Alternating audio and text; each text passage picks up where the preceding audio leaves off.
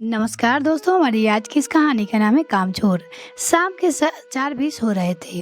रागिनी कमरे में आंखों में आंसू भरकर आई बिस्तर पर पड़ी। पर रागिनी की 4 साल की बेटी थी, साथ में लेट गई। रोते रोते उसकी आंख लगने वाली ही थी कि बाहर से मम्मी जी की आवाज आने लगी। घर में कितनी गंदगी है, कितना काम पड़ा है, और ये महारानी कमरे में सोने चली गई। सारा काम मुझे ही करना पड़ेगा। पता नहीं कैसी कामचोर बहू मिली है मुझे, मेरे तो करम ही फूट गए। इतने में रागिनी आंसू पोंछते हुए कमरे से बाहर आई और पूछा, मम्मी जी क्या हो गया? मम्मी जी यानी सासू माँ ने कहा, कुछ नहीं, बस ये जाले लग गए हैं तो उन्हें निकाल रही हूँ। बिना मेरे काम किए थोड़ी ना घर की सफाई रह सकता है। पूरे टाइम गंदगी पड़ी रहती है। घर में कोई काम करने वाला नहीं है, सब काम चोर है यहाँ पर। रागिनी जान रही थी कि ये ताने उसके लिए बोले जा रहे हैं। वो सोचने लगी, सुबह 6 बजे उठने के बाद वो लगातार काम किए जा रही है, फिर भी वो कामचोर है। घर में रहने वाले 9 सदस्य, जिनमें सास ससुर, 2 देवर, एक ननद, पत्नी रागिनी और रागिनी के 2 बच्चे, का पूरा काम रागिनी अकेले खुद ही करती थी। सहायता के नाम पर घर के सदस्य से उसे सिर्फ ताने ही मिलते थे। सुबह से सबका चाय नाश्ता, फिर उसके बाद बर्तन साफ करना, फिर भोजन की तैयारी, फिर भोजन के बाद बर्तन साफ करना, फिर शाम की चाय की तैयारी और कुछ स्नैक्स की तैयारी, फिर रात के भोजन की तैयारी और फिर रात के बर्तन। इसी बीच उसे घर में झाड़ू पोछा करना, कपड़े सफाई करना और साथ में ही अपने दोनों बच्चों का ध्यान रखना होता था। यह सोच रही थी कि इतना सब करने के बाद भी कामचोर हूँ। इतना सोचते सोचते वो फिर से काम में जुट गई। इतने पीछे से परी की रोने की आवाज आई, मम्मा मम्मा मेरे पास आओ ना। रागिनी भागकर परी के पास चली गई। मेरा बच्चा रोने क्यों लगी हो? चलो आओ, सुला देती हूँ आपको। बच्चे को सुलाते सुलाते रागिनी पुराने ख्यालों में खो गई। उसे याद आने लगा कि पापा कितने खुश थे उसकी शादी को लेकर। माँ को पूरी जानकारी दे रहे थे, लड़के और घर वालों को लेकर। पापा की बात आज भी गूंजती है कानों में। लड़का तो बहुत ही सुंदर है और योग्य इतना है कि पूछो मत। अगर मेरी बेटी रोज भी पैसा खर्च करेगी ना तो उसके पैसे बचत के लिए बहुत पैसे होंगे। इतना अच्छा लड़का खोजा है मैंने। मैं जानता हूँ कि मेरी बेटी बहुत शौकीन है और नाजुक भी है, इसलिए ऐसा लड़का ढूंढ रहा हूँ कि मेरी बेटी रागिनी का वो अच्छे से ख्याल रख सके और देखने में इतना सुंदर हो कि सब देखते ही मोहित हो जाएंगे। इतने में रागिनी की छोटी बहन एकता ने पूछा, पापा पापा लड़के दिखते कैसा है? पापा बोले, 6 फुट 3 इंच हाइट का लड़का है, हैदराबाद में नौकरी और ससुराल मुंबई की है। एकता बोली, चलो बढ़िया है, अब इसी बहाने कम से कम मुंबई भी घूमना हो जाएगा।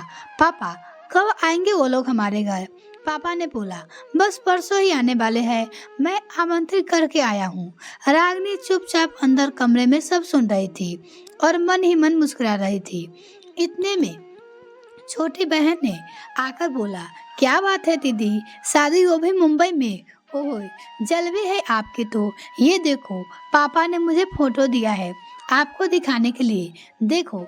रागिनी शर्माते हुए बोली, रहने दे, मुझे नहीं देखना, तुम ही देख ले।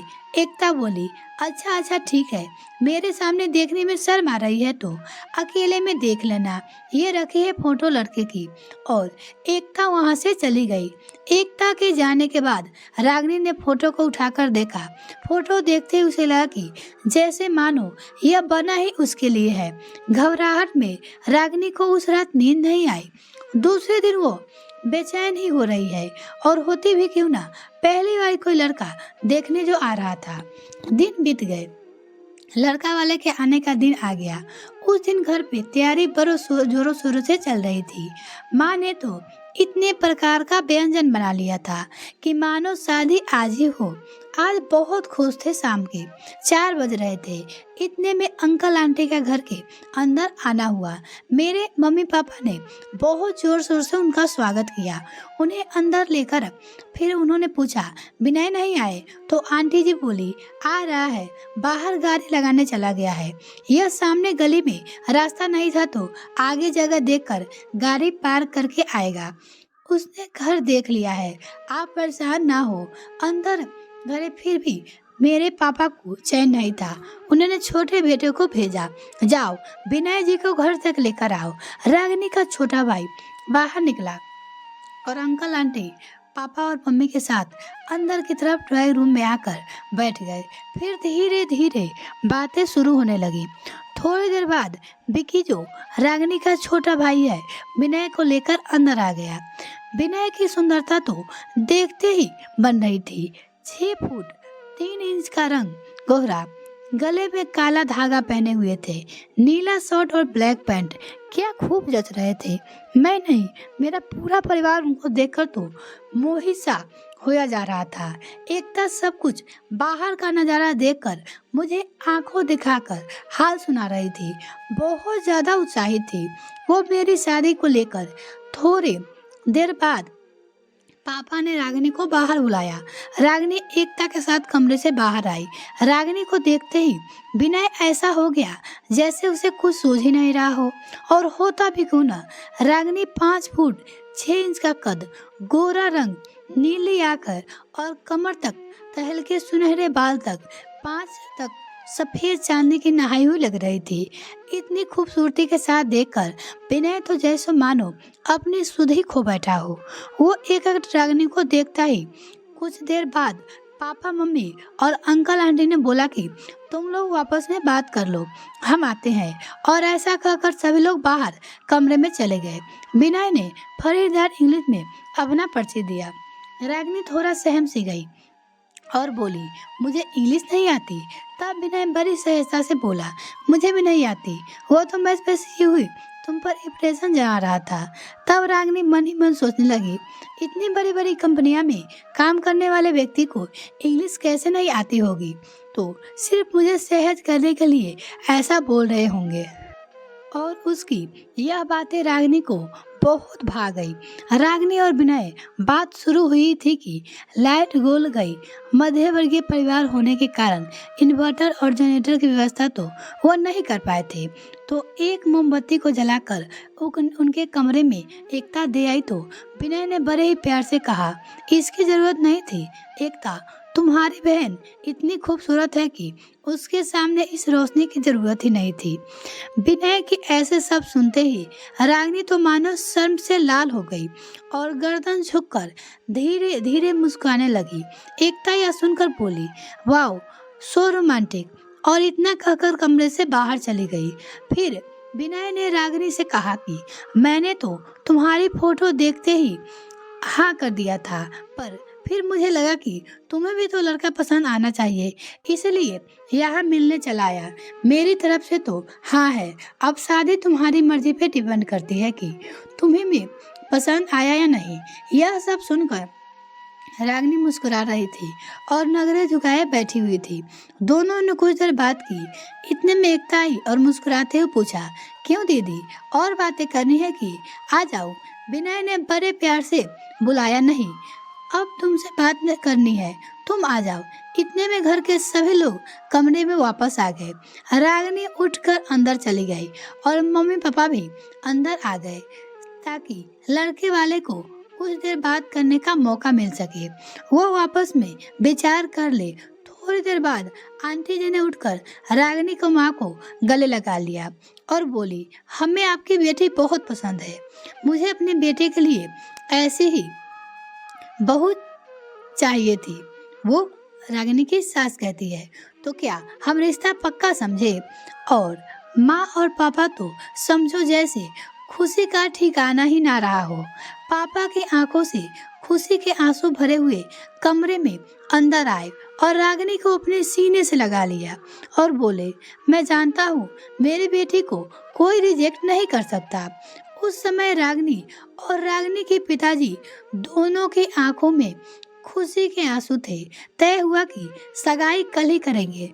तब रागिनी के पिताजी ने कहा कि कल कैसे कर सकते हैं, इतनी जल्दी कैसे व्यवस्था हो पाएगी? तो लड़के वाले ने कहा, अरे आप परेशान ना हो, कल हम घर में ही छोटा सा दस्तूर कर लेते हैं, फिर जितना भी आपको शौक पूरे करने हो आप शादी में कर लीजिएगा। पापा उनकी बातें सुनकर इतना प्रभावित हो रहे थे कि ऐसा लोग आज के समय में मिलते हैं कहाँ। पापा ने हाँ कर दी। थोड़ी देर बाद अंकल आंटी और विनय चले गए। पापा भी रात से ही दूसरे दिन की तैयारी में जुट गए कि बिल्कुल भी समय नहीं है, कल ही रागिनी की सगाई है, उसमें कोई कसर नहीं रहने दूंगा। पापा ने रात को ही बुआ, मामा, मौसी सभी को आमंत्रित कर दिया। उसी दिन रात को ही पापा ने कैटरर्स को बुक किया। कल घर में कम से कम 100 लोगों की व्यवस्था हो। दूसरे दिन सुबह सुबह पापा काम में व्यस्त थे और माँ भी उनकी खुशी चेहरे से झलक रही थी। 1 बजे करीब लड़के वाले घर आ गए। घर में बहुत शोर शराबा था, खुशी का माहौल था। सब विनय को देखकर मोहित हुआ जा रहा था और विनय की नजरें रागिनी को ढूंढ रखकर कुछ और समय बाद सगाई के लिए रागिनी को बाहर लाया गया। विनय तो रागिनी को देखता ही रह गया। रागिनी नीली साड़ी में इतनी खूबसूरत लग रही थी कि जैसे चांद से नीला दुपट्टा ओढ़ लिया हो। विनय ने रागिनी के कान में धीरे से कहा, बहुत खूबसूरत लग रही हो। ऐसे सब सुनकर मानो रागिनी के तन मन में बिजली सी दौड़ गई। दोनों की सगाई हुई। दोनों बहुत खुश थे। विनय के माँ पापा का व्यवहार देखकर मेरे माता पिता बहुत खुश थे कि इतने सज्जन लोग आज के समय में कहाँ मिलते हैं। सगाई के कुछ समय बाद सभी रिश्तेदार धीरे धीरे करके वापस जाने लगे। रात का समय था, रात के 9 बज रहे थे। विनय और विनय के माता पिता घर पे ही थे। तब विनय के माता पिता ने विनय से कहा, विनय तुम जाकर होटल में आराम करो, हम लोग आते हैं। विनय ने कहा कि ठीक है माँ। विनय प्यार भरी नजरों से रागिनी को देखा और आंखों के इशारों से ही कहा जा रहा था कि कर निकल गया। कुछ देर बाद यहाँ वहाँ की बातें करते हुए विनय के पिताजी ने कहा, देखिए भैया जी, वैसे तो हमारी डिमांड नहीं है, पर फिर भी हम जानना चाहते हैं कि आप क्या देना चाहोगे अपनी लड़की को। पिताजी ने कहा कि मैं 5 लाख नगद और 10 तोला सोना और पूरा फर्नीचर और रसोई के सामान। इतना कहकर पिताजी थोड़ा रुक गए और बोले, भैया मैं मध्यवर्गीय आदमी हूँ, मेरी 2 बिटिया है और 1 बेटा। थोड़ा बहुत जितना भी जमा पूंजी है इन दोनों बिटिया की शादी में ही लगानी है, इतनी ही हैसियत है मेरी। हाथ जोड़कर रागिनी के पिता ने कहा। इतना सुनकर विनय के माता पिता ने कहा कि भैया हम थोड़ा आते हैं। दोनों कमरे से बाहर निकलकर दूसरे कमरे में चले गए। रागिनी के पिताजी कमरे में चिंता के कारण यहाँ वहाँ चक्कर काटने लगे। तब माँ ने समझाया, शांत हो जाइए, बैठ जाइए, सब अच्छा होगा, आप परेशान ना हो। कुछ समय बाद विनय के माता पिता कमरे में अंदर आए और बात को यूं घुमाते हुए बोले, देखिए हमारे पास तो 50-50 लाख तक के रिश्ते आए हैं, परंतु हमने उस सभी लड़कियों को रिजेक्ट कर दिया। मुझे आपकी बेटी पसंद है, इसलिए मैंने हाँ की है, पर सिर्फ 5 लाख, कम से कम 11 लाख और 1 कार, इतना तो मेरे बेटे को मिलना ही चाहिए। इससे कम तो बात नहीं बनेगी। आप मुझे कल सुबह तक बता दीजिएगा। यह सुनकर पिताजी के चेहरे से सारी खुशी अपूर्ण हो गई। विनय के मम्मी पापा उठकर खड़े हुए और हाथ जोड़कर बाहर निकल गए और होटल वापस आ गए। रागिनी देख रही थी कि उसके पापा बेचैन है। पापा पूरी रात नहीं सोए। माँ से बात कर रहे थे कि 11 लाख दिए तो फिर कैटरर्स को भी देना पड़ेगा, वो पैसे कहाँ से आएगा। शादी ब्याह और कितने सारे खर्चे होते हैं, वो सब कैसे पूरे कर पाऊंगी। माँ बोलिए, सुनिए अब तो सगाई भी हो चुकी है, सारे रिश्तेदारों को पता चल गया है कि बात पक्की है। अब यदि हम पीछे हटेंगे तो समाज में हमारी बदनामी होगी। हमारे लोग हमारी चांद जैसी बेटी के खोट निकालेंगे। अब आप पीछे मत हटिए। एकता की शादी के लिए भगवान फिर कहीं से व्यवस्था कर देंगे। अभी तो आप रागिनी के बारे में सोचिए और हाँ कर दीजिए। उस रात रागिनी के माता पिता सोए नहीं और सारी रात विचार विमर्श में गुजर गई, क्योंकि उनको चिंता हो रही थी। सुबह सुबह विनय के माता पिता का घर पर फोन आया। भैया क्या विचार किए आपने, उसने रागिनी के पिता से पूछा। तो रागिनी के पिता ने जवाब दिया। इसका नेक्स्ट पार्ट देखना चाहते हैं तो मेरे चैनल को सब्सक्राइब कीजिए। कल इसका नेक्स्ट पार्ट आ जाएगी। तो मिलते हैं नेक्स्ट वीडियो फ्रेंड, तब तक के लिए bye. Thanks for watching this video. अगर मेरे चैनल को अभी तक सब्सक्राइब नहीं किया तो प्लीज़ मेरे चैनल को जल्दी से सब्सक्राइब कीजिए। तथा साथ ही वीडियो प्रेस करें ताकि मेरी और वीडियो का नोटिफिकेशन सबसे पहले आपको मिल सके।